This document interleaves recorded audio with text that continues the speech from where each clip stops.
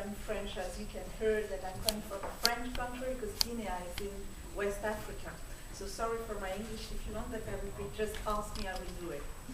The infrastructure in Africa are terrible. We must be honest. We don't have light, we don't have water, we don't have road, and our telephone is very bad. That's the honesty. The first thing to know to be successful in Africa is to not lie. We must say the truth. So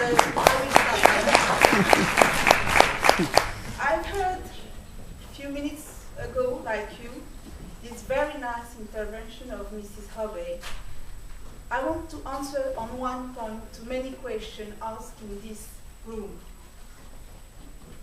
Mr. in the back said, we try to do some social business, but we don't understand why we are not so quick successful. The answer is corruption.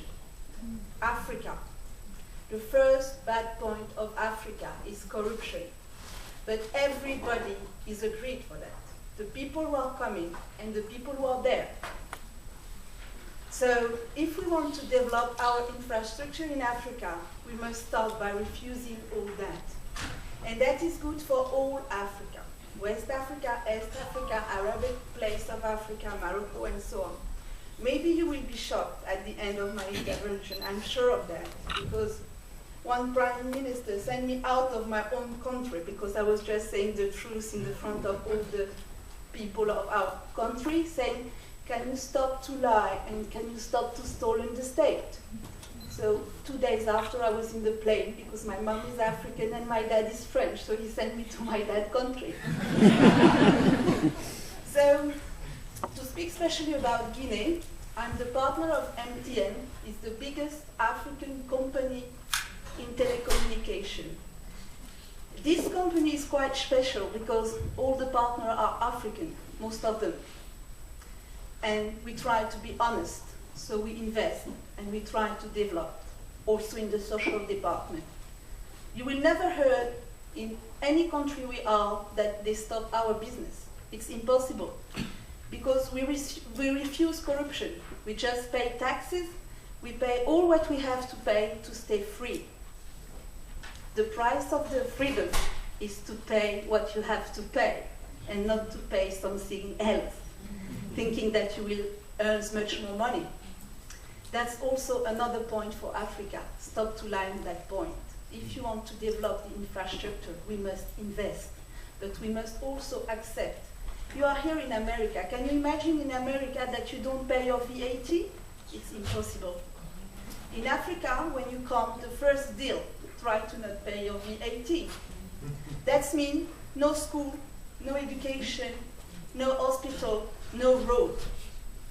So if we decide, and if you decide to open your eyes and to come back in your own country, because most of the people I see here are African.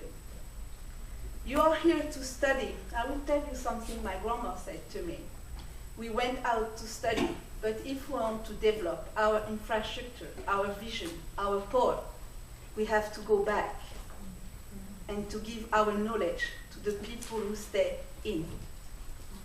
You are maybe lucky because 75% of the population of Africa is not educated. That's the truth also. You must not close your eyes.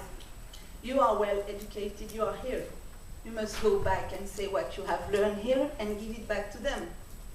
That's very emotional words, but it's very, very important. Africa is not just a word, it's the second continent in superficie, in population. 1 billion people.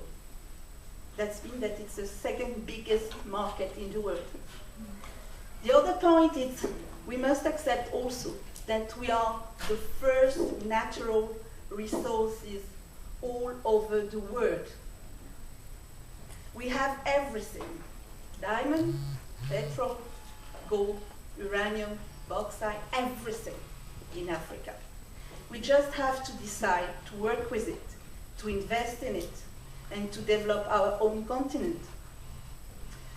So if you decide to open your eyes, to give a little bit of what you have studied in this country, yours, or in this continent, yours, you just have to be honest. In all the country we have in Africa, You have all the law. The law is ready. You just have to decide to applicate it.